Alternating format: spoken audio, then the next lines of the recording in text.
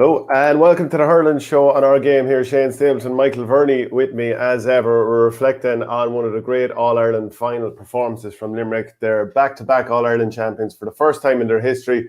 3 All-Irelands in 4 years. A reminder, we are brought to you by orgaretro.com. If you want to get this class Cork jersey, that cool Limerick one there, go to orgaretro.com. Get 15% off with the promo code OurGame. Also, if you want to get this on audio podcast, go to patreon.com/OurGame. It's a €5 a month, and it will help support the channel. Also, one thing we'd definitely like people to do is to subscribe to the channel. If you're watching on YouTube, the bottom right corner of the screen, if you can click that button there and turn on the notifications if you want reminders of videos. But I think fewer than half of the people who watch the videos actually subscribe, so that would make an awful difference to the channel in terms of helping it grow. So really would appreciate that. Michael Verney, first thoughts on the All-Ireland final yesterday. Limerick were sensational. Yeah, it was unreal. The first half, and you're just thinking when Cork bounce back and get that goal and bring it level, you're just thinking that, you know, some of the things that you weren't sure what would happen, you know, whether they'd be able to, you know, get moving and get the pace to take on Limerick. You're thinking, geez, this might actually happen. Then all of a sudden, Limerick hit the next 3 scores. The second quarter is just, you know, out of this world, really, to be honest with you. Just had the game totally put to bed again. But it's just, I think it was Aaron Gallant's free in the 26th minute was their first score from a free, and it might have actually been their first free full stop. They'd hit 2-12 from play before that. Just phenomenal. Their ability to score from everywhere, their ability to set up an attack from everywhere, just unbelievable. Yeah, and they were never going to be able to really sustain that in the second half. They still obviously, I think they won. Yeah, they still won the second half, but they were never going to be able to sustain it to the levels of the first half. It was phenomenal to watch, and just even to have the 40,000 people in there, like I didn't appreciate when you were doing your post-match video after the Mayo game, how loud it was. Like, you know, the way they say about, you know, how you can't pass a message on the pitch. Jerome O'Connell and Frank Roach from the Independent were in front of me. They were like shouting back at me, and I could not hear a word. Like having a conversation, and you're nearly down like this on top of them. It's just, I can't imagine what it was like on the pitch. The noise was crazy yesterday. I've never heard as much noise before a match anyway. Just with the Artane boys band, or the Artane band as it's called now, and the noise just when the two teams were going around following is a great occasion. And in fairness, that first half performance in particular was a performance, you know, to win any final. It was absolutely outstanding. Yeah, it was a sumptuous first half performance, no doubt about that.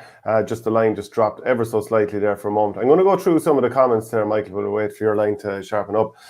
First one in from Mark Tobin. Are Kilkenny about to enter a long famine like Cork? Limerick the team to beat. Cork and Galway flying it underage, so talent to come through. Kilkenny, you could make a case for an extended period without a title. So that's Mark Tobin in there. Remains to be seen with Kilkenny. We'll certainly be doing a full season rundown with the likes of Kilkenny, and I suppose everyone else will talk about at some point. But even just across the board in Leinster, because it's been a couple of all Munster finals in a row, and even Kilkenny are the only other team from Leinster who've gotten to an All-Ireland final in a long, long time. If you take Galway as a Connacht team. Would the results yesterday, says Shane Cummins, to a greater or lesser extent have been the same regardless of who Limerick played? Are Limerick simply unbeatable, Michael? I think that's a fair question. I think it's something we need to probably go into. Just going to talk about Limerick's total hurling later on in the show. And I genuinely think that it's not even 50-50 at the start of games when Limerick play anymore. I think they have the odds stacked in their favour, like 60-40, 65-35. And we go into that a bit more, but yeah, I probably agree, to be honest with you. I think the line is dropping a small bit again there, folks, so apologies about that. I'll just look at one or two of the other comments. 1 second now. Michael, the line is dropping there again, so Michael's going to drop out and hopefully come back okay. But we are going to look at the performance of Limerick in the different quarters of games over the course of the season. Obviously, the fixtures that they had were Cork in the Munster semi-final, then Tipperary in the Munster final, Waterford in the All-Ireland semi-final, and that final again against Cork yesterday, which was absolutely sensational. Michael, you're back on there again if you want to finish out that point. If anyone tries to tell me that it's anything to do with my headphones or anything like that, they can take a run and jump, because they've been using these headphones and this is the same, in the same spot with the same Wi-Fi, so there should not be any issue. But I don't think it would have mattered who Limerick played yesterday. Imagine, Shane, they've produced 3 of their best performances when it mattered most in 2018 All-Ireland final, the 2020 final, and again yesterday. Their ability to peak at the perfect time is just absolutely it's unbelievable. It's such a hard thing to do.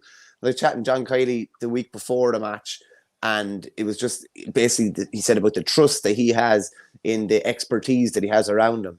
And, you know, S&C, Mikey Kiley, hurling coaches, Paul Kinnerk, Alan Cunningham, and plenty more, they just seem to be able to get it right every time at the right time. They certainly do. Jason Mullen says Limerick were very smart with the ball into the forwards yesterday. For practically the first half, 95% of them were down either sideline instead of diagonal. Cork full backline had no protection at all. I mean, that was one thing that you could see clear as day when you were inside the stadium, that when Cork worked the ball out, they definitely did try to go short and work the ball around. They knew that going long wasn't going to work, but a couple of times they played it around the back, and then the options seemed to disappear. Whatever it is that Limerick do, they somehow make you feel like you've no option around the middle area of the field because the work rate of the front 3 or 4 is so good. And then you're forced to go along, and somehow you have Diarmaid Byrnes and Declan Hannon, I should say, sitting back, and maybe sometimes Barry Nash is also free. So you see Jack O'Connor and Patrick Horgan going up for a high ball against Dan Morrissey, Sean Finn, and then the couple of other lads waiting for the break underneath. And you're thinking, this is crazy, Cork. Which if other people say this is crazy when they're going short and playing it back across the back line, and maybe 1 or 2 balls were hit across to Niall O'Leary and he miscontrolled it. I think maybe Patrick Collins, 1 or 2 other players also miscontrolled it now and again. But they had to do that because they got a little bit of joy when they did that. But the problem is Limerick work so hard, are so good and well drilled in terms of how they press in packs, that ultimately you are going to have to shank it long on occasion, and they're just going to gobble you up. They clog up that middle area there, and Cork weren't even able to get into that middle area. They weren't even able to get between the 265 to hit a delivery a lot of the time. If you look at it, and Sean Flynn's kind of statistical analysis would be really interesting. Okay, right. Having a lot of trouble with your line there this morning. An awful lot of trouble with the line there. I'm not sure if it's my end or Michael's end, but there's something definitely happening there. Just going to go through a couple of more comments. The rebel roar is now a whimper, says Jim McGonigal. Now the Rock knows why Limerick's name was always on Liam this year. Patrick Hickey, Clareman, regular commenter. That must have hurt Shane. Back-to-back All-Irelands for Limerick. For all that talk of how good Tip are, they failed on that. Also, do you think Patrick Horgan will retire now? Patrick Horgan, 33 years of age. I did a piece with Eamon Murphy of the Echo yesterday after the game. That's definitely worth checking out on the timeline if you have a chance at some point. And he was talking about Horgan, 33 years of age, but I could see him playing on till he's, basically until he's not picked anymore, which could be another season or 2. I don't see him retiring. I'd imagine he'd have to be dragged out of there. And yeah, I mean, obviously Cork were beaten by a huge scoreline in this final, and it sort of make you think that if they're getting beaten like that, they've no hope of winning for the next 3 or 4 years. But it'd be all about how much they learn from that, because there definitely seemed to be an element of nerves in how how Cork played in this game. Even after 5 seconds, the throw-in went in, the ball broke out towards Tim O'Mahony, and rather than just lifting it up and playing with the ball, he tried to pull on the ball. 2 seconds later, the ball breaks out towards Cian Lynch, and he's thrown it over the bar. So you're putting yourself on the back foot straight away. Then I think it was in the second half as well, there was a ball that he could have just flicked away from Groat Hegarty. To my money, he could have got there first and instead tried to pull on it, and Groat Hegarty just knocked it on and continued to play up the field. And there was so many nervy things about this Cork performance as far as I was concerned. I think that they look like a team that, I mean, the amount of just silly little errors and wides or ridiculous balls into the corner flag, or, I'm not blaming Patrick Collins because I thought he was quite good in many ways, but puck out over the sideline at one stage. Just so many things went so wrong for Cork that I'm just talking about whether Patrick Horgan will continue retiring and how far away it seems that they're. I don't know. They're not 16 points a worse team than Limerick. They're significantly, behind Limerick, no doubt about that. But there's no way that they should have gotten hammered to that level. And that's the reason that I'd say, yeah, stay on for another year. And you never know what you can turn around. I mean, look at 2009. Tipperary got beaten by something like 17 points by Kilkenny in the league. Go on and then draw in the league final, take it to extra time. And then later that year, they go pretty close in an All-Ireland final and win it the following year. So if it's a learning experience for Cork, I don't see any reason why the likes of Patrick Horgan would think, let's just throw the towel in. Panic would definitely be the word, Shane, that you used to describe Cork. There was a lot of panic all over the pitch, doing things that are totally uncharacteristic to them. And I suppose it's just a lot of rookies playing in their first All-Ireland final and maybe not embracing it as we thought they would. So it'll definitely be a learning experience for them. As regards some of the older guys, Owen Cadigan definitely stayed out in the pitch quite long after and was in kind of a long embrace with his brother Alan and even some of his family members as well. So not sure whether he'll carry on. But in fairness to him, at 34 and turning 35 at the start of next month, he was probably one of their best players, probably their best defender, I'd say. So I'd actually say the opposite. I don't think he was good at all. I think that like too often, and look, I'm not trying to slate the lad. I think he's had some very good days in a Cork shirt, and I thought he was brilliant in 2019 when they beat Limerick. I thought he was excellent in the Munster semi-final, but I thought when he got on the ball, he turned and basically, a few times older players, this happens a lot, just ends up on the floor and coughing up possession a few times, and you're basically out there trying to survive against some of these Limerick lads. And I think that's why Jared Millerick was such a big loss, because he hit the ground running in the Munster semi-final. I thought he was really good that day, and the knock-on effect of him not being there created more mismatches, I felt. So I'd have to disagree with you on that point. I definitely don't think he was their worst defender. I think he was definitely better than two or three of them. Anyway. Obviously having serious problems with Michael's line there at the moment. What I'm going to do in the meantime is play a little clip. Yesterday I spoke with supporters before the game, supporters from both sides, and I found it highly entertaining, I have to say. So I'm just going to play some of that for a couple of minutes, and hopefully we'll get the line right with Michael then. Oh, that's the wrong one. Hold on, I'll get the correct one for you. And just one moment now. It's one of these mornings where nothing you try is going to work out. So hopefully this will come up okay on the screen, and just play that. Michael O'Rourke playing. Who's going to win today? Limerick, of course. And why do you say Limerick? The best team in the country. The best team in the last decade. And do you think there's any hope for Cork today? No, bad luck, bad ref, which we won't have. There's always a bit of bad, can be a bad day, But no, there's no going to be no bad day at the office. But Cork don't fear Limerick. That's a Mickey Mouse. That was gone back 10 years ago, not now. And what the best team in the country, and that's it. And Limerick never done back-to-back All-Irelands before. This would be unbelievable for Limerick. Look, this should be 4 in a row. Only for a lot of mishaps in the semi-final against Kilkenny. We should be going for 4 in a row. And any team that does 4 in a row are a great team. So what are you looking forward to most in this match today? I think it's going to be a cracker. I don't think so. I'm looking forward to Limerick beating Cork by 10 or 11 points, and I predict that. I'm Maeve Lynch from Tracton. And Mary Lynch from Tracton.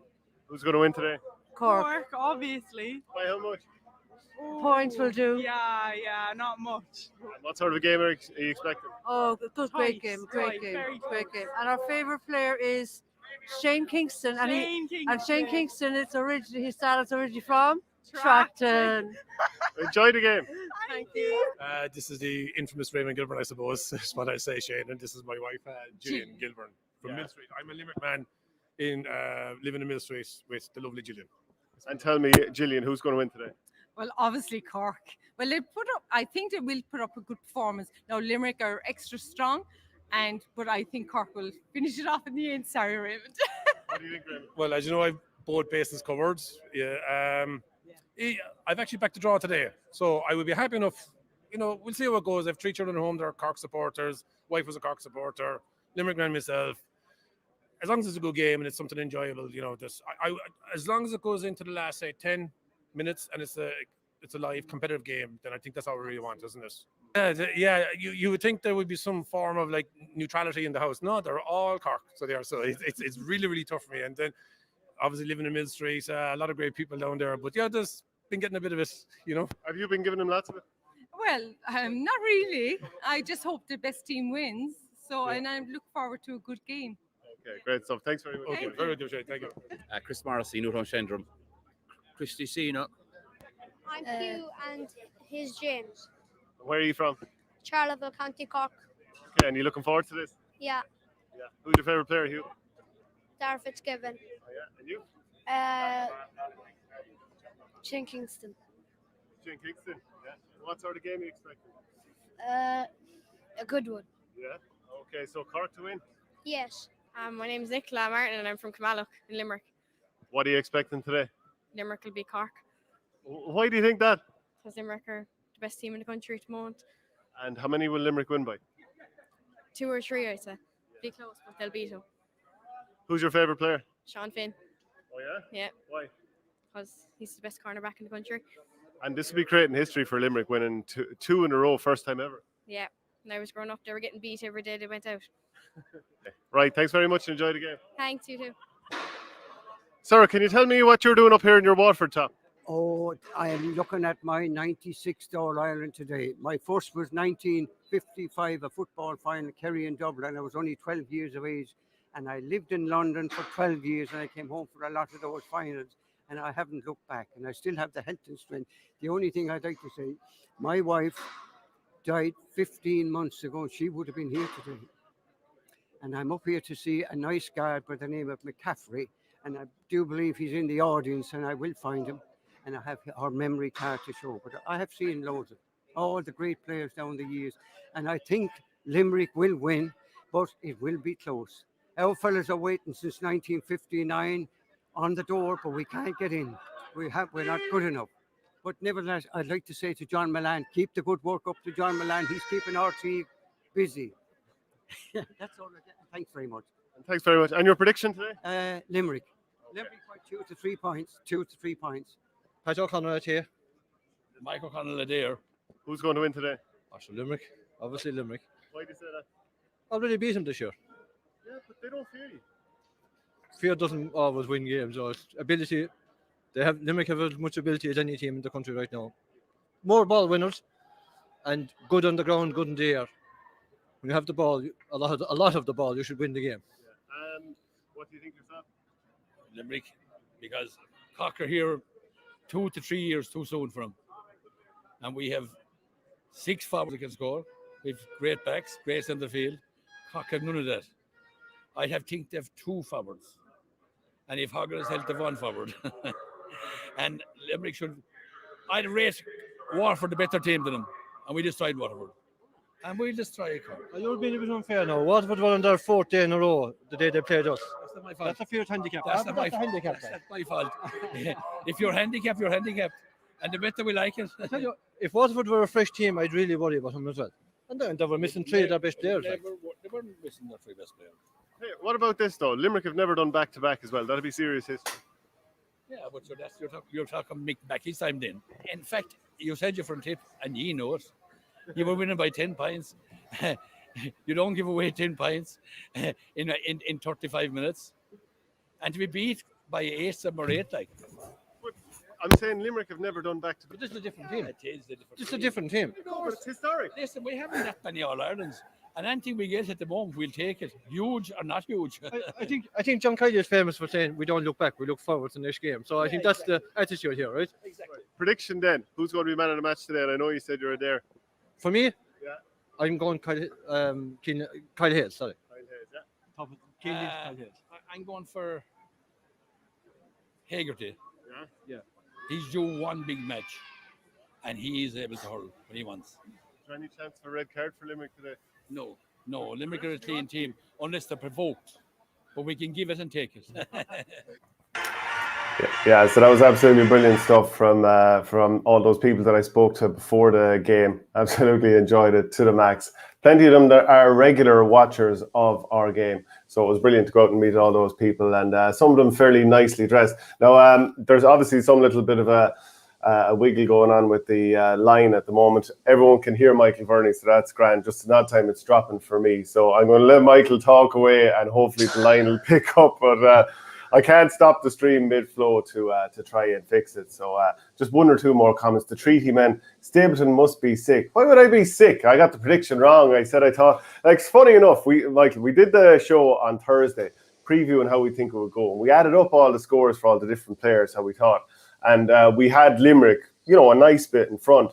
And then I just went, look, I've just been back in Cork all year. I'm going to have to go with them this time. Because I didn't, when we did the show ahead of the semi-final, I was like, building up Cork. And then I said, okay, I think, I don't know if I can trust him. I'll go with Kenny. I just went with Cork. I got it wrong. So what?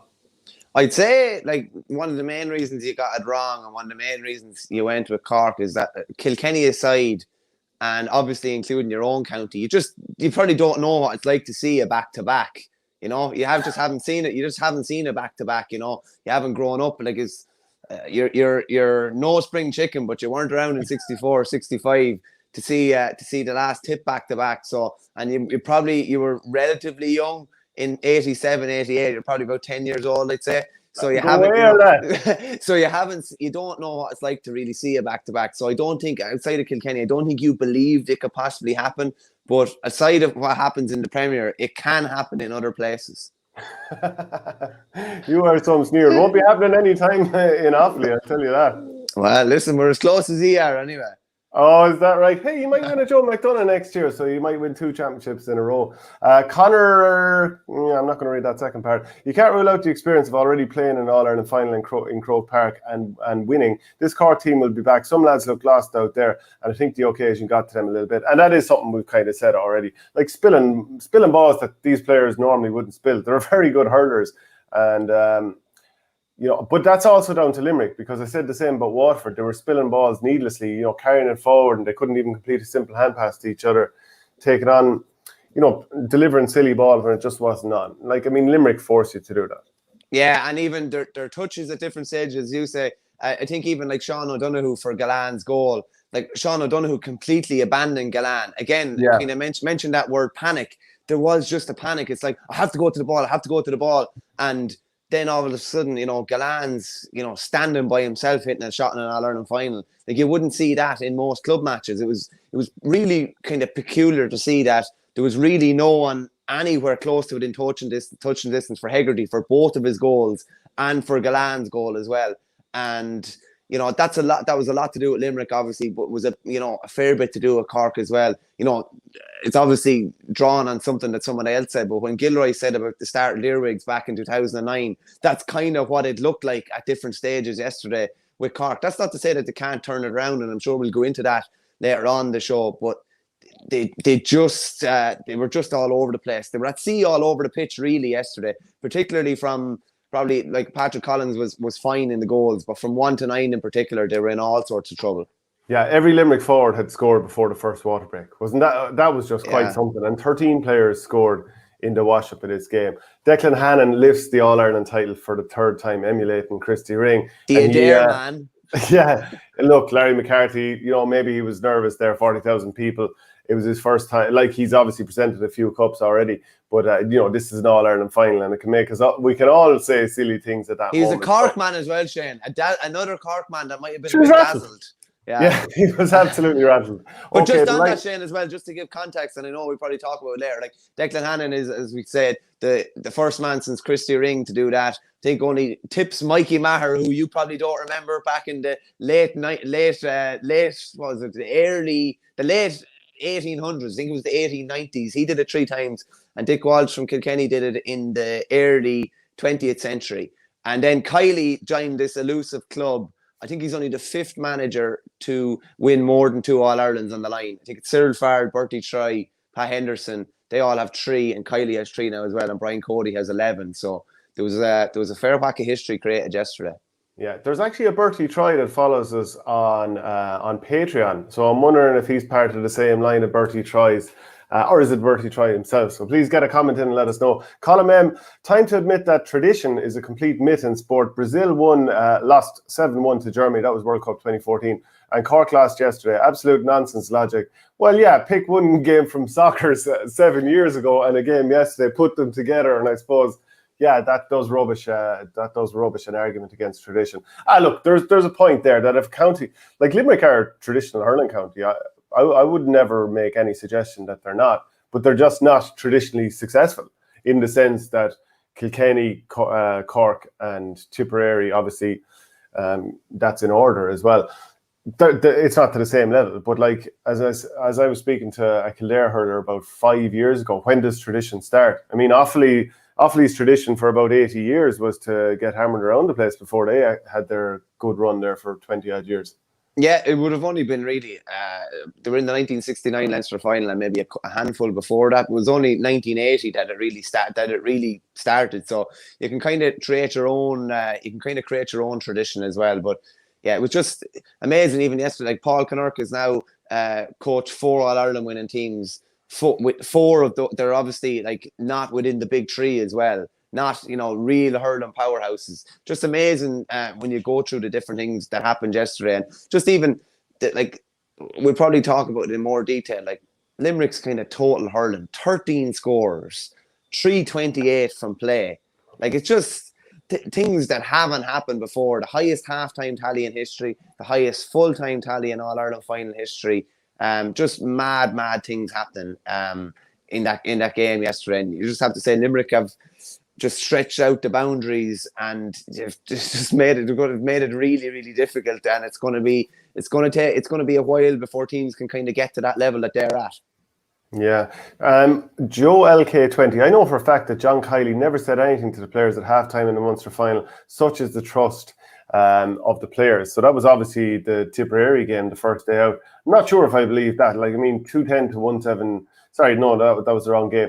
2-16 to 12 points behind against Tipperary that day. I can't believe for a second that himself and Paul Kinnerk wouldn't have brought all the players around and talk about what they needed to do differently. Yeah, the only thing I will say it is quite Dublin-esque. It's very systematic, and I've never seen that in that Munster final. I've never seen a team be overawed that much by another team, and for a team to dominate that much and to be able to flick the switch that quickly. Shane, from playing in games, when you don't, when you're not there, maybe when you're not there mentally, and when a team has that edge on you, it's so hard to turn it around on that day. On another day, you could beat them the next 9 times you play them out of 10, but on that particular day, it's so hard to turn around. So like that was particularly impressive that day, and I don't think it's that much of a stretch to say that, to be honest with you. I genuinely don't. I don't think they were going in banging tables and breaking hurls off tables. Unless maybe Graham Mulcahy was in there and he was standing on a hurl. That was a pretty peculiar thing to see happen yesterday when they were up by the guts of 20 points and this lad is standing on a hurl. But listen, that maybe shows how ruthless they are as well. Yeah, look, he's been a brilliant player for Limerick, going back all the way to 2009 was that his debut. But I think that was probably a symptom of his own frustration. It just wasn't happening for him. So I think like he was frustrated within himself and he just took it out on a Cork man's hurley. But I mean, Cork didn't break enough hurleys in that match yesterday. You have to say that also. And as Taloman GA says, what the hell were Cork doing with their defensive shape? I mean, right, so the success that teams have had against Limerick in the last couple of years, or the relative success, is that you bring back your half-forward line and try and flood the area out. I'm not saying you man-mark Groat Hegarty, Keane Lynch and Tom Morrissey. Like, you probably do man-mark Keane Lynch. I mean, I think there's no getting away from it. You more or less have to do that. But if you're going to get your half-back line to just follow those players out and leave 40 yards in front of Seamus Flanagan, Peter Casey and Aaron Gillan, with the movement that they all have, like Gillan's ability to step one direction and then the other, it reminds me of Con O'Callaghan, just the way he does it, and haven't seen that up at close quarters. I'm saying that, with first-hand experience of seeing it. And just that the power of the step or whatever, like he's brilliant at doing it. Casey's an absolute nightmare. 5 points in 24 minutes. Would he have got up to 10 points by the end of the game if he hadn't to go off with that ankle injury? Because, he clearly wasn't right from the moment that happened. Yeah, 8 was what I said to you. I think he definitely would have hit 8. Just because he was moving that well. He was so. And you can't just blame. Like, I wouldn't just blame Niall O'Leary. He was thrown to the wolves because the defensive shape of Cork and the fact that they played the way they did just meant it was an impossible situation. Yeah, I actually went to you at the end of the first water break because I just wanted to talk to. So I couldn't believe that Coleman was following Lynch a lot of the time and vacating the centre of the Limerick defence. I think Lynch had a hand in 2-4 in the first half, and obviously got the first point as well. But like the space that was allowing other players to move into, and there genuinely did not seem to be anybody else covering back or falling back into that area to help him. So if Lynch vacated the centre and moved to the wing, the whole centre was free. And that just allowed, Darragh O'Donovan picked out a lovely ball down the wing in the 8th minute for Shane Flanagan to go in. Declan Hannon did it several times. Dermot Burns did it for one of the goals, I think, as well. There was just absolutely beautiful ball going down. They were actually playing. It was hurling at its most basic almost. They were playing the same channels. The wing backs were playing the same channels, and even the midfielders were playing the same channels. Cork expected it to go diagonal. Limerick were able to change it because I don't know. They thought that Cork were going to be braced for the diagonal ball, or that Coleman would be slipping back. Coleman wasn't slipping back a lot. He was following Lynch most of the time. And you could see, it's great to be in Croke Park and to be able to see it. You can literally look into the forward line, and before the ball is hit, you know it's going to be a score. You know it's going to be danger. And I couldn't get over how naive it was from Cork. Their defensive shape a lot of the time was non-existent. You were saying there about how you can't necessarily mark Hegarty and Morrissey, but you can have half forwards dropping back into that space that they're going to occupy and at least clog up that area. But I just didn't see the half forwards dropping back that far. And a lot of that is to do with how quick the transition is from the Cork defence.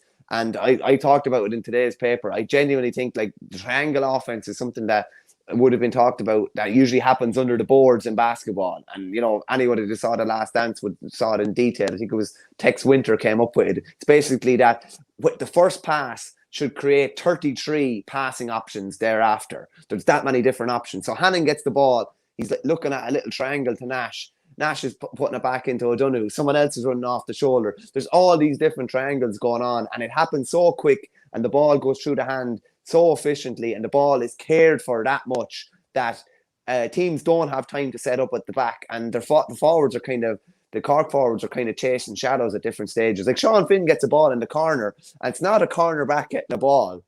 It's somebody starting a move. That's it every time. Somebody starting a move, they can literally, it's like the Dubs in football, they can literally attack you from anywhere. And I genuinely think that the 2019 All-Ireland semi-final, when it was really just the first 20 minutes where Kilkenny beat them, because Limerick beat them thereafter, I think they've learned. I honestly think that that's like the 2014 All-Ireland semi-final for Dublin. And Limerick have looked at it and they've said, okay, how do we try and make sure that this doesn't happen again? That if a team gets a run on us, that we'd be able to fight back. And they now create, I'd say probably on average, at least 10 more scoring opportunities than every other team. Yesterday, it was 51 scoring opportunities from play to 20 for Cork. I had 60 scoring opportunities, overall 60 scoring opportunities. I include shots that drop short and stuff like that. We all have a different way of doing it slightly. But I had 60 chances versus 34. I mean, that tells you it was an absolute mauling. Like in the second half, Limerick nearly had as many as Cork had overall. So this is what I'm saying to you, Shane, about it's not 50-50 going into games a lot of the time. With the way that they play, and it's easy looking at it in Croke Park and saying, oh, they're doing this and doing that. I don't know how long it's taken to perfect this. This, particularly the triangles coming out with defence, I just think is actually unbelievable to watch. And have you ever seen hand passes being so effective, and different types of hand passes? They can hand pass it forward, they can hand pass it sideways, they'll go back like that, they'll do whatever, and it's so efficient and nearly always goes to the hand. They just are giving themselves they're putting themselves in a really strong position before the game even starts to win every game. And it will take, they hit 17 wides yesterday and still won by 16. Do you know what I mean? It's just so difficult to beat them because they have it so well perfected. Yeah, I mean, it feels like, you've been wise after the event by saying, well, maybe Cork should have played with just one up front and completely flooded the middle area and told Mark Coleman and maybe Tim O'Mahony makes more sense here, just stand in front of the D, either side of the D, so that we know Limerick are going to win a certain amount of ball, but when they look up, they've got to have nowhere to hit the ball. And we talked about this in the 2019 Leinster final. Remember the way that Wexford beat Kilkenny? They more or less played the game in 100 yards of the field. They didn't bother having anyone from maybe the edge of the D forward, so that 25 to 30 yards there. So they played it within 110 yards of their own goal. And they just didn't have anyone in after that. So they were scoring goals from distance or trying to run it through. So maybe the idea would be that you kind of think, well, you know what, we are Cork. We do like to hurl on the front foot. Maybe they got carried away with how much they'd improved. Maybe I did too. But maybe they just, when things were going against them, they decided, rest of the game, we're just going to play it around the middle and make it a war. And instead of losing by 332 to 122, like a ludicrous scoreline, the highest scoreline ever in an All-Ireland final with 3:28 from play. I mean, they weren't even getting close enough to foul them is what that tells you. Let's just kind of, the first half, 3:18 to 111. Okay, second half, they did batten it down a little bit, 14 points. But obviously, Limerick would have taken their foot off the gas to some degree. But even after the first water break, you've already conceded 2-8. You look like you're going to concede an awful lot more.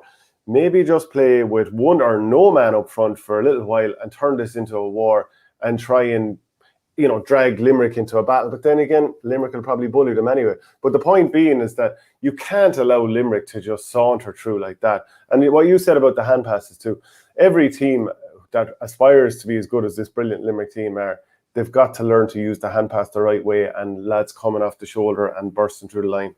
Yeah, and the hand pass, Shane, it's always in, I suppose what I'm trying to say is the move is always in motion and there's never a hand pass behind a fella. It's always into his stationary target. Yeah, it's always into his stride. He's always moving. And that allows them to create kind of momentum that other teams just can't create that. Just a quick little line here. I had it in my piece in Independent this morning. Just Michael Jordan remarked in The Last Dance that everybody has an opportunity to touch the ball. That's part of the offense that they played. And it's the same with Limerick. We talked about, I'd say 2 years ago, I think it was in 2019 actually, we said, what would Limerick do if something happened to Aaron Gillan? Now, it's Aaron Gillan would be massive if he was missing, but it's just like Flanagan can do that role. Casey can do that role. They can win it by shooting out the field with Hegarty. They can win it out the field with Morrissey. Lynch can win you a game out the field as well. They are no longer in any way one-dimensional. It's like death by 1,000 cuts. There's all sorts of different guys that can hurt you all over the pitch. Barry Nash saunters forward and gets a point. Declan Hannon scores 2 points probably from his own 65. Dermot Burns puts over a long range point. And they had the subs yesterday that come in and clipped over a couple of points as well. Mulcahy, Pat Ryan and David Reedy all hit a point as well. I think they've if we were saying in any way that they were one-dimensional 2 years ago, I think they're the opposite of that now. They're multi-dimensional. Yeah, and anything that could go wrong did go wrong that day. And that's not to take away from Kilkenny, who were excellent that day out. And they've absolutely flooded the middle and hit Limerick like they've never been hit before since, I'd imagine. Well, maybe obviously the first half of the Munster final was pretty good from Tipperary. But even Declan Hannon getting concussed that day. I mean, such a steadying influence. Kyle Hayes had far less experience back then. So there's a lot of different factors to bring into play. Just a quick one, Shane. A quick one I want to say to you, because you posed the question there and we asked beforehand, what would you do if you were on the sideline during the middle of that second quarter? Just say it was 2-8 to 1-6 at the end of the first quarter. And all of a sudden, Morrissey, O'Donovan, Peter Casey, another Peter Casey, Gerard Hegarty goal. How do you stop that? And something you said there is, like, maybe you have to do something like what Clare did against Galway in the Drom game in 2018 and just park a load of people behind the ball and leave one up top and at least clog out that area there in the middle and give yourself a chance to get back into the game. But it's so difficult. It happens so quickly. But I just thought Cork were so naive with their setup. Like, you're looking at it and you're just seeing the amount of space. Even like you can say it's negative or whatever. It's not negative. It's trying like by parking men behind the ball. Maybe you can't. I don't think that's negative. You try and get yourself a foothold in the game. You try and like stem the blood loss a bit, and then you start building, and then maybe you can start pushing lads up again. But it didn't look like Cork did anything that I could see anyway to rectify the damage. Yeah, I mean, why not? At times you'd see Limerick playing with 4 across the full backline from their own puckouts, and I say this as a compliment. That the options that Nicky Quaid has, he's comfortable with giving the ball to any of them because any of them can either take it into contact and still be moving forward to hand it off, or some of them have the pace just simply to outrun whatever would-be tackler to come up against either way.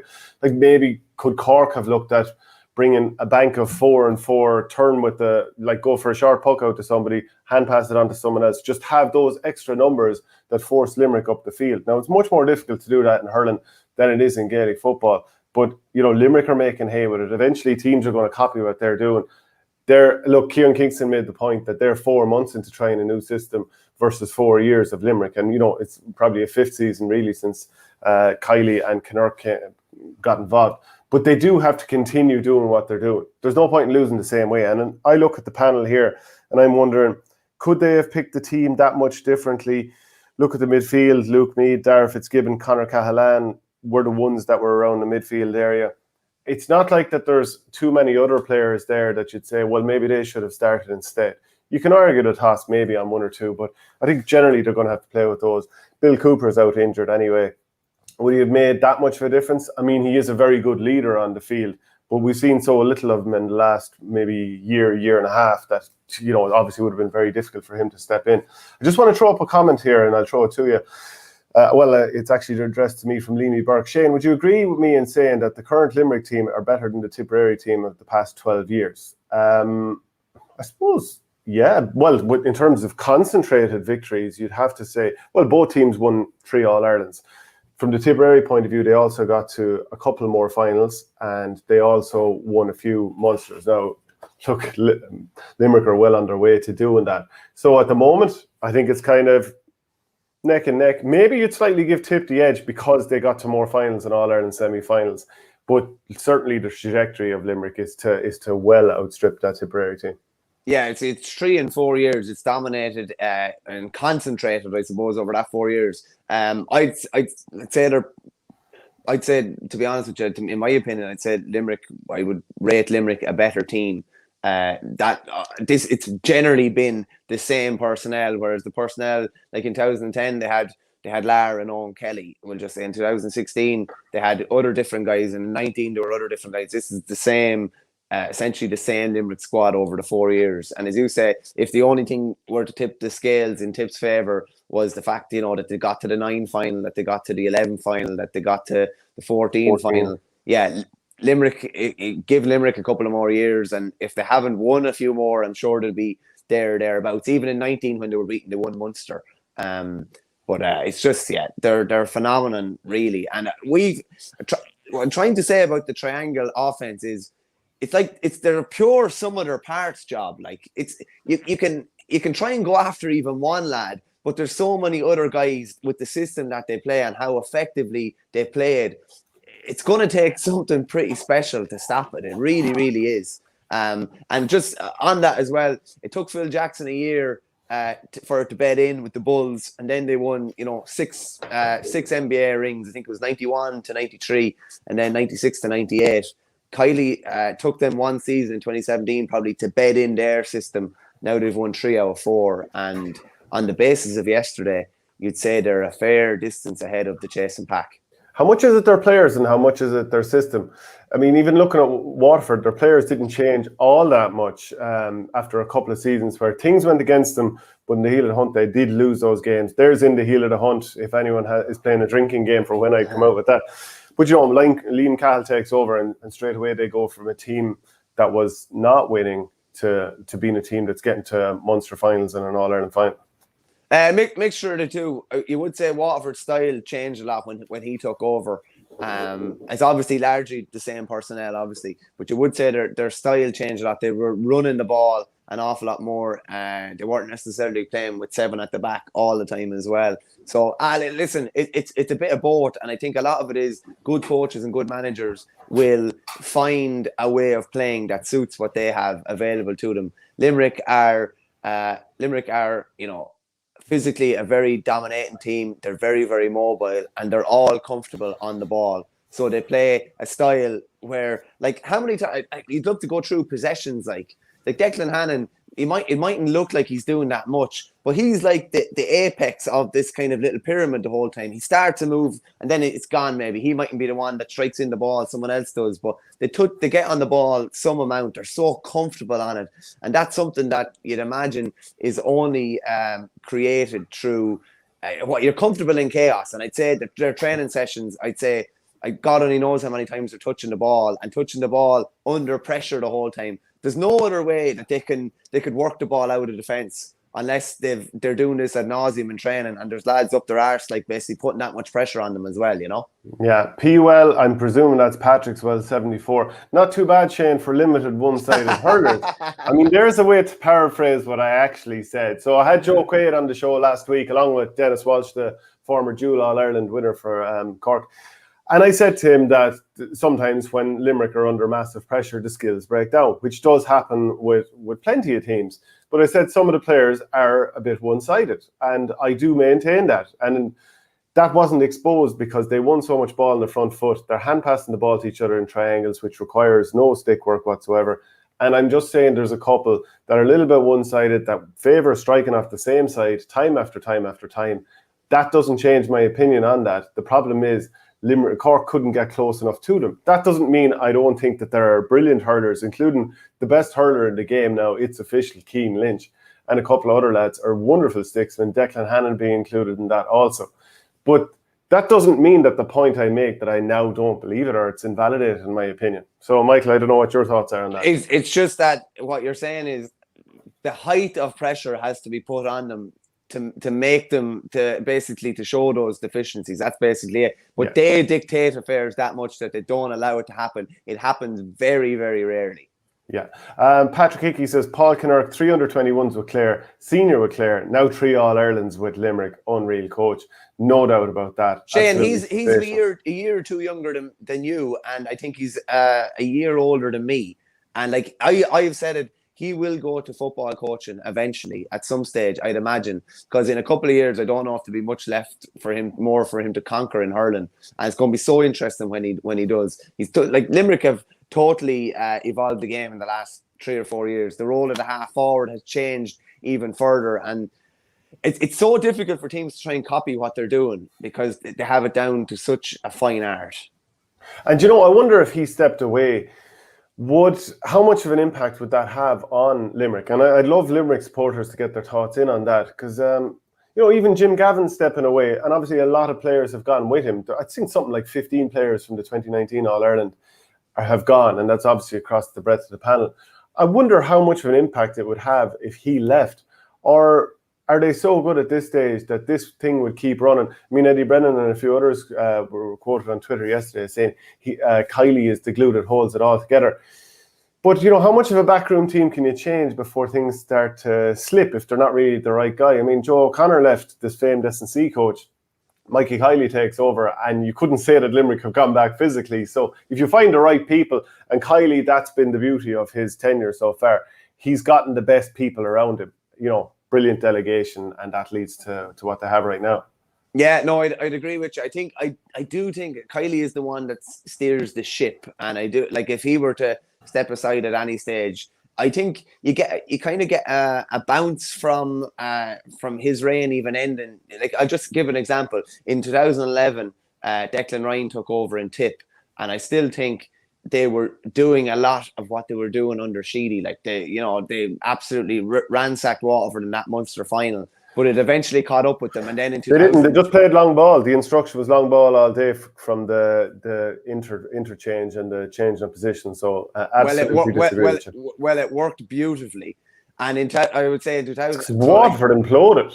It caught up with them, obviously, caught up with them in the All-Ireland final. And the semi-final against Dublin. Like, it was so obvious what Tip were doing. I couldn't disagree with you more on this rubbish. And 2012 was a disaster. And then I would say in 2016, when Michael Ryan took over, Tip were still doing a lot of what they were doing under Eamon O'Shea for the previous 3 seasons. And then in 2017, they had... that's not to say that Michael Ryan hadn't put a stamp on it. He obviously had. But in 2017... they had definitely veered away from the slick passing that they were doing in 16, and they were gone an awful lot longer. And then in 2018, they were gone longer again. So I do think you can get a kind of a bounce for maybe a period of about a year of a previous regime. But then I just think it can totally dissipate thereafter if the principles of whoever takes over are fundamentally different from the man that was there. Yeah, and some people might suggest that that's happening to the Dublin footballers at the moment. Yeah, I wouldn't disagree with that. If you look at 2020 is obviously the year after Jim Gavin stepped away. I would still say they were doing a lot of what they were doing for the previous, since he took over in 2013. This year, you'd have to say they were doing things that they have never done. So it can tail off. I do think there's a period there of about 9 to 12 months where they can continue on. But the personnel or the change in personnel will definitely catch up after a while if they're doing things that are fundamentally different than the people that were there before them. I hear you. Yeah, Kieran Mack says, what kind of punishment should be given for a player, Mulcahy, snapping someone's hurley on the pitch? Not nice to see. I mean, I don't care. I mean, give me a yellow card if you want. I'd go to war with a fella if he broke my good hurl. Look, I think it was Downey's hurley. I presume it was Downey's hurley. I think so. I'd have to see it back. Downey deserves a free slap at him for it.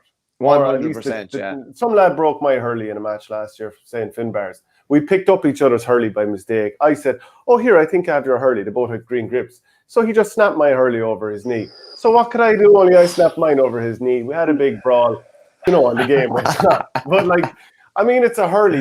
We don't need to have discipline for absolutely everything. If you want a yellow card, fine. Unless he uses it to sort of jab into a lad then or whatever, uses it as a weapon. I mean, I don't really like red cards, and unless a player absolutely deserves it, and we'll come to the Keane Lynch thing a little bit later on when he flipped Tim O'Mahony. But I'm not looking to give red cards out really, unless they're absolutely deserved. I'll never forget, we played Castlecomer in a challenge game many moons ago, and there was an A game up on the top pitch, and there was a B game down on the bottom pitch, and it was a fair drop down. We were playing up on the top pitch, and you couldn't see anything that was going on the bottom pitch. So one of our lads tangled with one of their lads on the sideline, and he just got his hurl and pegged it down the hill. I'd say your man was out of the game for about 5 minutes, going down getting his hurl and coming back. It was real kind of miserable, but you had to kind of respect it as well, Look, I'm certainly here for that sort of ignorance, so you couldn't really complain about that. Oh, well, I certainly wouldn't anyway. Comment here from NASA Coin. You might read that one out there, Michael, while I just update the Twitter. Yeah, NASA Coin, Limerick are on a whole different level to the other teams. I expect them to be at the top for a few years, like Kilkenny in the noughties. Congratulations to Limerick on their awesome win. The age profile would definitely suggest that they're going to be around for a while, all right. Adrian McGrath commented there, the game was over early. Other sides other than Tip this year didn't completely fold the way Cork did. When you consider the under-21, under-20 final defeats to Tip, is there a serious concern for Cork? Yeah, it'd be interesting to see... It'd be interesting to see how many changes the Cork lads will make. From how much will they of their year will they base on the final? Will there be a lot of changes of personnel? Will they there can tend to be an overreaction to a final like that? Yeah. Maybe it's not an overreaction, but they might look at players and say, well, he wasn't able to match up against X, Y, or Z for Limerick. So, if we're really thinking that we can win All Ireland over the next couple of years, is he going to be able to match with X, Y, and Z for Limerick? So, it's going to be interesting to see whether how many changes will Cork make how many changes will there be for the championship side next year? How much stock will they place in that final performance, or will they give guys the benefit of the doubt of the performances up until the final? Yeah. Do you know what I want to talk about is the quarters throughout the entirety of the season for Limerick. So they've played 4 games, which, I mean, I'm no mathematician now, but I think that's 16 quarters. They've won 13 out of the 16. So they lost the first quarter against Cork, the first day out, 1-3 to 4 points. They lost both the first and the second quarter to Tipperary. They've won every other quarter in every other game. I mean, that's quite incredible. And just the 2 standout halves, obviously the second half against Tipperary, 2-17 to 1-5, including that third quarter, which was 1-10 to a point. I mean, when have we seen anything like that in terms of 2 teams that would consider themselves challengers for the All-Ireland? I mean, obviously people will throw in their jibes about Tip after that, but 2 teams that would be considered at the top tier in the top few counties. And then that first half, 3-18 to 1-11, which was more impressive. I'd actually say that Munster third quarter, 1-10 to a point, is probably the high ceiling so far of this Limerick team. I think so too, to be honest with you. And just because where they were coming from, they going into the second quarter yesterday, were still up by 5 and looked in a really good position. Obviously, stretched the lead from 2-8 to 1-6 to 3-18 to 1-11. But in that third quarter, the Munster final, they were in all sorts of trouble, and then they're able to turn it around and be leading going into the fourth quarter. So yeah, I would say. It's funny, their 3 All-Ireland final performances have been huge. I would nearly go and say that the 2019 Munster final and particularly the third quarter against Tip has been nearly as good. The third quarter against Tip is their best 17 to 20 minutes of hurling I've seen them play. But it was they were able to sustain that for probably a longer period yesterday than they have probably at any stage maybe over the last couple of years. Yeah, GP says the River Lee has flooded due to the deluge of Cork tears. Limerick and Boo. To be fair, I have to give him credit there. Are we? We're agreed that Tip are the second best team in the country after what we saw yesterday. Yeah. It's like that time that Eclipse, the horse called Eclipse won that big race. It was like Eclipse first, the rest nowhere. So if second is nowhere, you can have it. Yeah, Kieran Fennelly says, was Cork's Corkness a bit more like arrogance? A few comments after the semi that Cork are better than Kilkenny, as Kilkenny didn't have a chance. I never thought Cork were going to do much more than what Waterford or Tipperary did. Actually, there was a great comment from one of those Limerick supporters towards the end of the video where he was talking about what a fresh Waterford would have been a better challenge in an All-Ireland final. Another comment in here, let me just see if I can find it. Kilkenny would have definitely put up a better display than Cork yesterday, but no team were getting close to Limerick. I think the first thing to say is no team were getting close to Limerick, and we all agree on that. But would you, top of your head, we will do a rankings fairly soon, but who do you think would have put up a better showing? I will say that Kilkenny would have went ultra defensive in the sense that they would have flooded a load of bodies behind the ball, and Limerick wouldn't have been able to cut through them like they did. They definitely wouldn't have been as naive as Cork. I probably still stick to my guns and say Kilkenny, even though that it would have been interesting from Limerick's point of view. I still think they're absolutely mad to atone for that All-Ireland semi-final in 2019. And I saw Owen Larkin saying yesterday that Kilkenny were lucky that they didn't win the semi-final. And in hindsight, they probably were, because that could have been another shellacking for Kilkenny in the final after the 16 final and after the 19 final as well. But I do think they would have set up quite defensively and would have given themselves a chance anyway. So Adrian McGrath has been coming in hard on me, as the Clare supporters like to do. I did say many times about Clare never backing up the 2013 All-Ireland. I just want to find Adrian's original tweet here before then commenting on it. He is after following up, and it's on screen there, about saying, still waiting for my answer. Laois, Wexford and a 14-man Kilkenny, the greatest fluke of an All-Ireland in history. So Adrian was talking about, again, I can't quite find his tweet here, but he was saying that Tipperary in 2019, that was a fluke of an All-Ireland, that Limerick were obviously taken out by Kilkenny, and Tipperary, other than that, having been hammered in the Munster final by Limerick, that it was a fluke of an All-Ireland. So the reason that I obviously disagree with that is that unlike Clare, who didn't challenge for an All-Ireland for the 6 years either side of their All-Ireland win, which, not a fluke, but they never backed it up. So in that sense, it's a fluke that it was an off year. Tipperary were challenging for All-Irelands year after year after year, Munsters year after year after year. Clare were doing none of that. So that's the whole point, Adrian. So I hope that satisfies you. One-off versus, ritual challengers. I love to hammer Tipperary every chance I get, but you have to say it was a 14-man Tipperary beating a 15-man Wexford in the semi-final as well. And the only thing I'd say about I definitely wouldn't say it was a fluke, but you can only do your side of the job. If Limerick do their side of the job and it ends up Tip and Limerick in the final, and Limerick, beat Tip, well, fair enough. But Tip held their side of the bargain. And this obviously wasn't a fluke, but if you're talking about easiest All-Irelands won, I think in 1981, Offaly beat Laois, Wexford and Galway to win All-Ireland. They played three games. So we'll have to have a debate sometime about the softest All-Ireland ever won. It doesn't matter, because it doesn't show in the record books whether it was soft or not. Yeah, there's no asterisk beside it. How does this Limerick dominance and display change how other teams approach games against them next year? Chris Quinn. Well, I think you just need energy in absolutely every position. Liam Cahill found that out the hard way last year. He didn't have one player who was probably even close to 30 in his team. Tipperary played with four of them, and obviously that caught up with them as the game wore on, and they, obviously persevered with that and paid the price for it.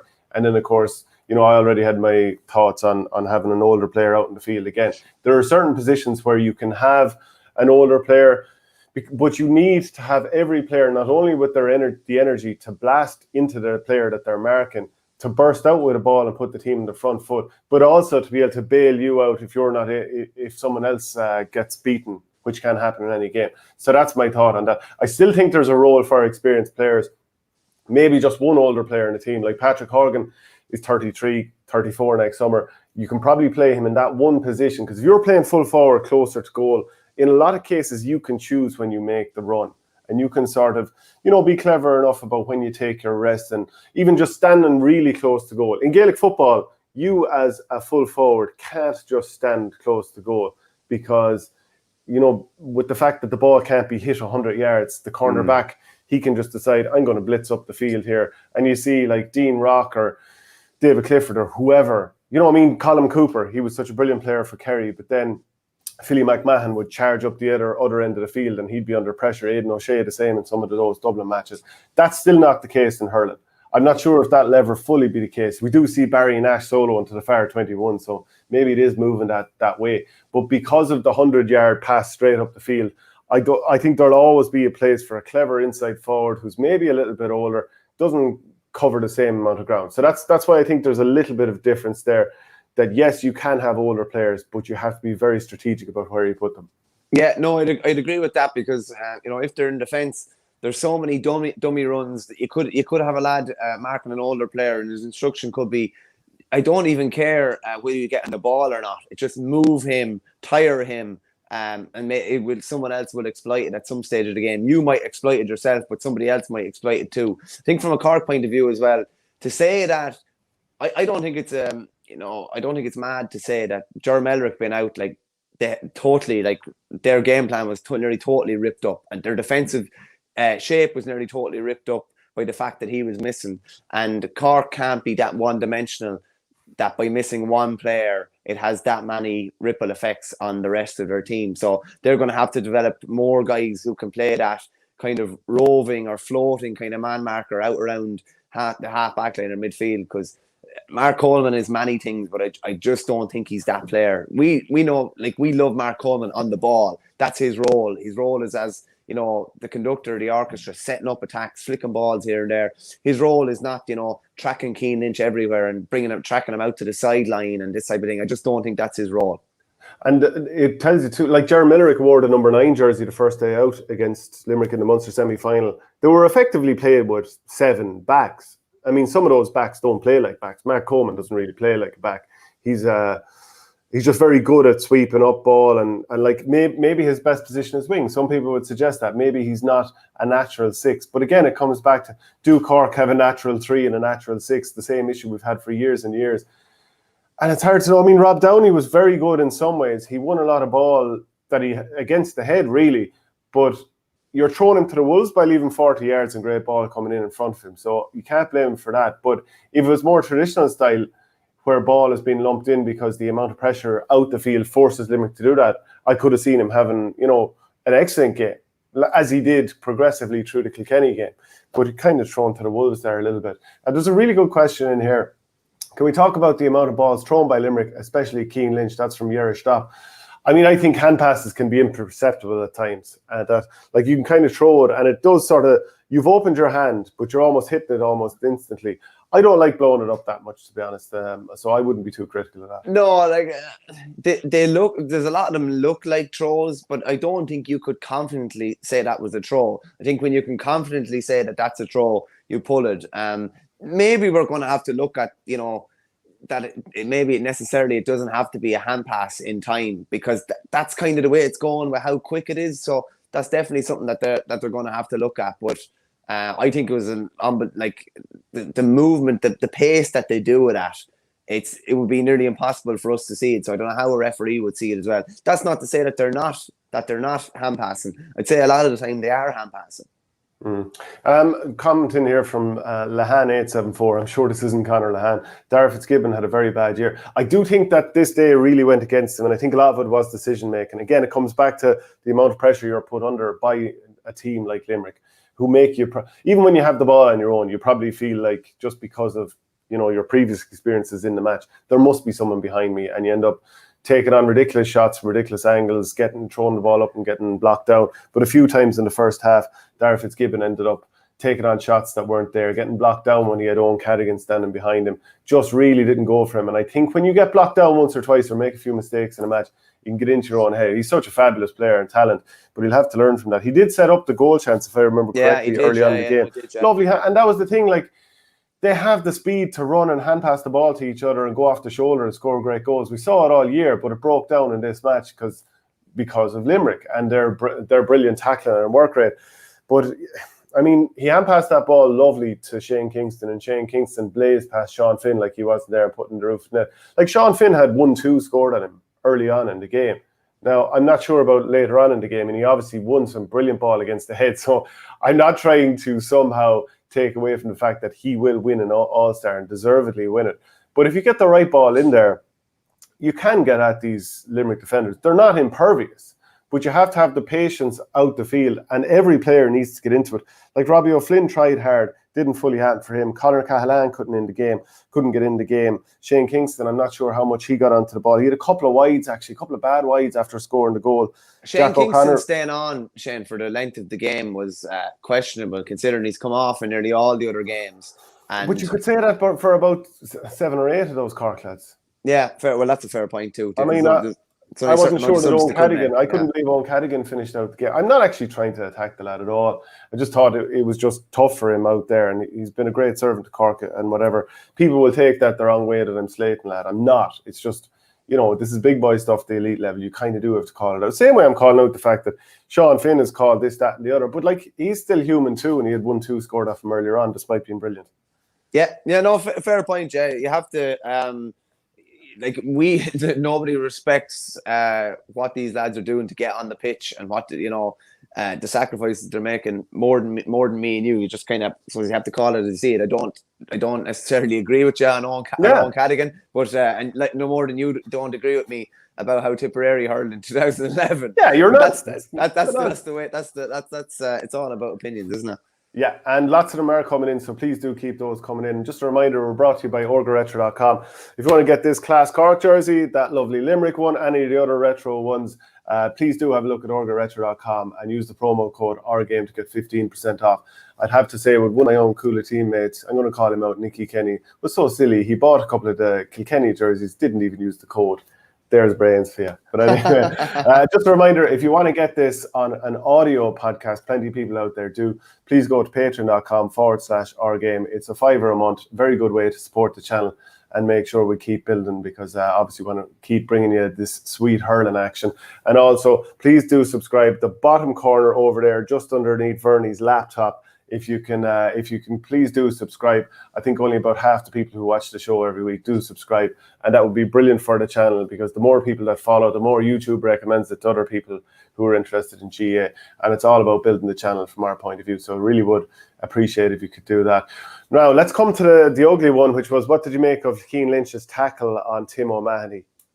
Right, I had plenty of Dublin football supporters get on to me about this, one or two in particular that I did mute eventually, because there's only so much of the same old thing that you can listen to. But because of what happened with John Small against Owen McLaughlin the week before, that somehow every tackle is the exact same as the one that preceded it. And like, yes, Cian Lynch, if you slow it down, watch it back. I didn't see it at the time. That's why I didn't tweet about it straight away. I saw the John Small one. I knew it was a red card instantly. I think everyone, bar the most one-sided Dublin fan out there, and most Dublin fans aren't. Most Dublin football fans are salt to the earth, the solid finest. But a few of them, a bit like one or two Kilkenny fans, like to decide that just because Richie Hogan deservedly got red against Tipperary in the All-Ireland final, that every other tackle after that therefore must be compared with it.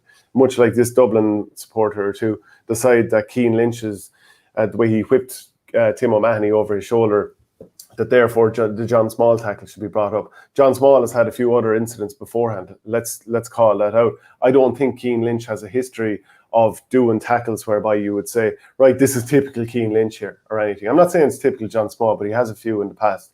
So yes, it was a red card. Yeah, I think Cian Lynch deserved a red card for that, but I don't think that this is a continuation of bad behaviour from Cian Lynch. In general, I think he's a brilliant competitor. He's the best hurler that's out there at the moment. So, but yeah, it was a red card. I don't think he was necessarily looking to dump him on his head. He was looking to whip him around. Tim O'Mahony was maybe asking to have some sort of retaliation to some degree. But the problem is, the net effect is, you dump a lad down like that, it probably is a red card. I'd say he was watching a bit of Greco-Roman or freestyle wrestling at the Olympics. I'd say it was more like kind of like a hip toss nearly than anything else. I'd say you were watching it. That's the problem. I was, but he went flying. It wasn't a great tackle. Definitely not. And by the letter of the law, it should have been a red. Is Cian Lynch a dirty player in any way? I've never really seen anything like that from him before. But yeah, by the letter of the law, it's a red. I think it'd be foolish to be spending too much time discussing that today to take away from their brilliance. But yeah, by the letter of the law, it should have been a red. Yeah, and like, do you think that's what do you make of this whole crack of every time one incident happens, like this Cian Lynch one, that you have supporters coming in saying, well, if it was a red card for some lad before and you're making a big deal out of this, why aren't you making a big deal out of that? Yeah, well, you can't. I don't think like there's very few incidents are similar to each other, and they're very, very hard to compare to each other. Like, say for the one, the Richie Hogan incident with I forget which Cork player it was in the 2019 All-Ireland quarter final. But that incident, like Richie got absolutely like taken out. There's no point in saying any different. But he got up straight away. So there was no effects of it. And that's not to say it wasn't a red card. When Cathal Barrett got hit in 2019 final, he was down for a couple of minutes and was clearly in distress. When Owen McLaughlin got hit the other day, he was definitely in distress with a double jaw fracture. So different attackers can have different effects. If the effect is like pretty bad on someone, the punishment is probably naturally going to be a bit worse as well. Does that make sense? Like Richie Hogan getting up straight away. Like if he was that way inclined, if he'd stayed down, the player probably would have got sent off. But he obviously didn't have any effects. So it's very hard to compare different incidents like that, in fairness. Yeah, Tony Kelly is the best player in the game. Let's not forget all his play on a second-tier team over the past 3 years. If you dropped him into that Limerick team, it would be scary. Better than Lynch. That's Bert Giggles, Ash Tiger. That's quite the name here. That's an interesting point, but I mean, we do have to look at it in terms of like how good would Limerick be without Cian Lynch? They'd still be very, very good, but like, come on the field, like he is the orchestrator. Yeah, in fairness, and it would be interesting if Tony Kelly was dropped in there, because you have a guy who's not carrying a side, but you have a guy who's doing an awful lot, taking an awful lot of the scoring load for a side. Imagine if Tony Kelly wasn't getting the specialist treatment he gets with Limerick. Imagine how good even better he could be. Imagine if he had space to operate. Imagine he was operating in that space that Flanagan or Gallan or Peter Casey were moving into. They'd definitely be interesting. It's comparing apples and oranges, really, though. Do you know what I mean? You don't know how he'd react within that side. I'd imagine it would be. I'd imagine he'd be fairly even more potent, though. Yeah, actually, remember last year, Limerick didn't mark Tony Kelly, necessarily man-mark him in that Munster game, and he went to town. So I'm not sure if he'd be allowed to do that again. Cork are coming, but the gulf is wide. Also, that's assuming that Limerick don't continue to improve. Kylie yesterday said there's much more in them. I'll just play a small bit of what Kylie said after the game yesterday. Much like everything else I've played so far here, you can get them all on the OurGame profile on YouTube. So have a look there. So I'll just play a little bit of this.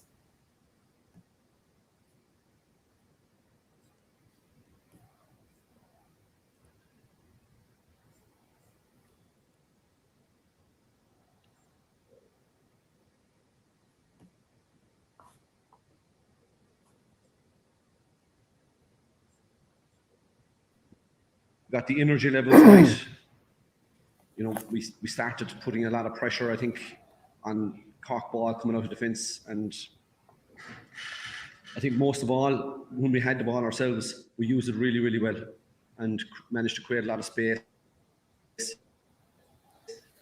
And the lads also, our accuracy was very high. I just think we got into a flow. And when you get into that state, it's really, really hard to stop. It's very active time we know that, but how are you feeling and where you back to that title for 3 and 4 years?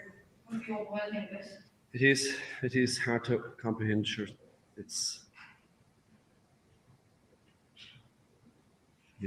just seems like yesterday we were after having 2 championship matches in 2017 and last sport, and we're faced into a winter of complete and utter total soul searching, and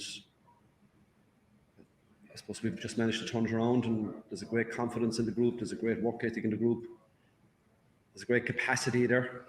They seem to be able to push the boundaries of their performances outwards and upwards on a continual basis. And, they're very much on an upward trajectory at the moment, and we just got to, keep pushing the boundaries. Okay, so that's some of Kylie's thoughts from the game yesterday. We'll also quickly have a couple of thoughts from Kieran Kingston. He does think that Cork ultimately will be a successful team, but he's asked in this clip about why finals are a little bit different.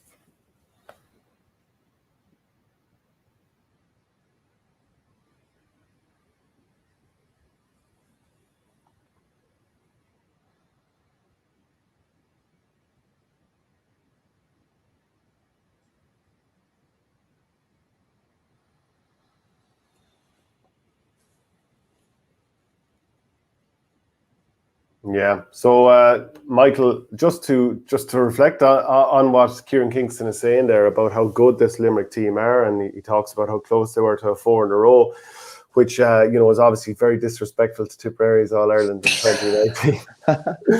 Look, obviously everyone knows I'm tongue in cheek when I say that. But now talk comes to, because the season is over and everyone's trying to think, okay, how can we contextualise this?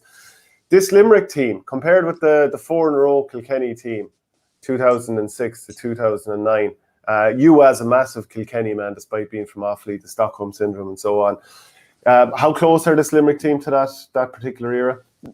Very close, I'd say, Shane. If you look at 2009, the Tip team that Kilkenny beat was obviously a brilliant team who went on to stop the 5 in a row a year later.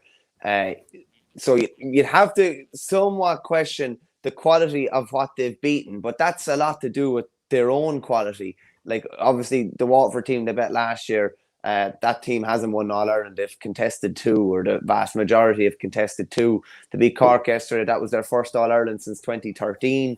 They beat Galway in 2018. In fairness, they beat the reigning champions. So you'd wonder about comparing the quality of what they've beaten. But if you look at what Kilkenny beat, Kilkenny, in fairness, stopped a Cork 3 in a row in 2006. They beat a rookie Limerick side in 2007. They beat a rookie Waterford side in 2008. And then they beat a brilliant Tipperary side in 2009. So I would say the quality of what Kilkenny beat is probably a bit better than what Limerick have beaten. But Limerick have totally annihilated, Waterford, and totally annihilated Cork. God, I don't look. Here's why I don't agree. What Limerick did in 2018, they won the first All Ireland that went through the round robin series. So that was very, very impressive. And to beat the reigning All Ireland champions Galway in the final and paced them for most of the game. I think nerves came in because it was their first time, so you'd have to say fair enough on that. 2019, you can question Tip all you like, but Limerick did lose 3 games during that season, so that can't be ignored. And in the past couple of seasons,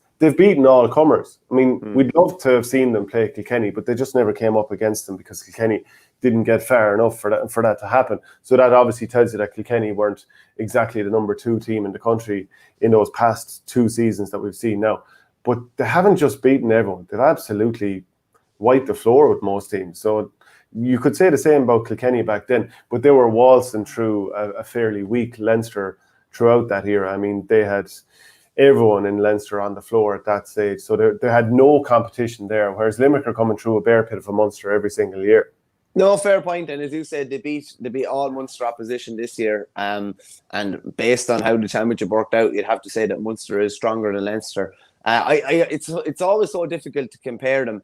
Give it another year or 2, and if Limerick continue the way that they are, they could be edging ahead. Okay, so a point in here from Darren Nestor.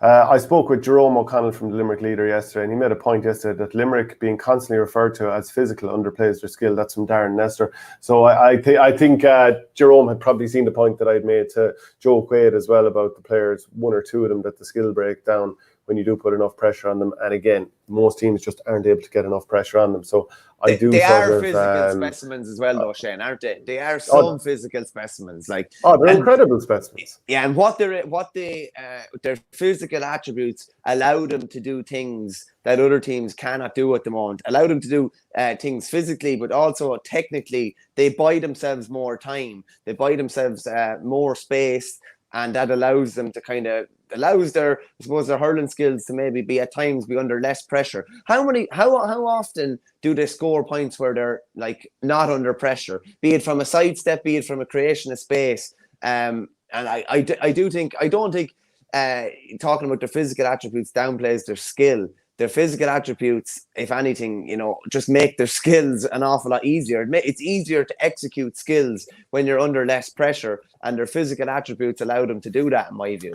Yeah, and there's a point in about how much did Cork score from play. I think it was 111 they scored from play versus 328. It's just ludicrous. It's on another level. SSRI, Limerick are building a serious winning tradition now, same as the big three mentality, and always be hard bet from now on. And the other thing, because their players are in the main not that old at all, I think Gerard Hegarty maybe is turning 27 soon. After that, maybe Declan Hannon is probably 28, 29, something like that. Maybe Diarmaid Burns is moving towards the late 20s. I think pretty much everyone else is early to, maybe Dan Morrissey is probably 28 or 29. But in general, those players are going nowhere. And all they need to do is just add one or two every couple of years. Like Cathal O'Neill, he'll probably be stepping up in the next year or two. Colin Coughlin came on, got on the ball 3 or 4 times straight away.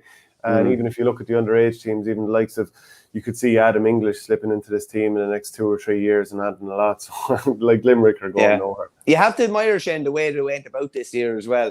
They obviously finished, I think it was the 13th of December last year. So that could have rolled over into back training in February or something like that. And then all of a sudden you're fatigued by the time you get to August. They gave them a lot of time off. As a result of that, they looked sluggish in the league. They took a long time to find their foot. It was only towards the end of the league that they really found their best form.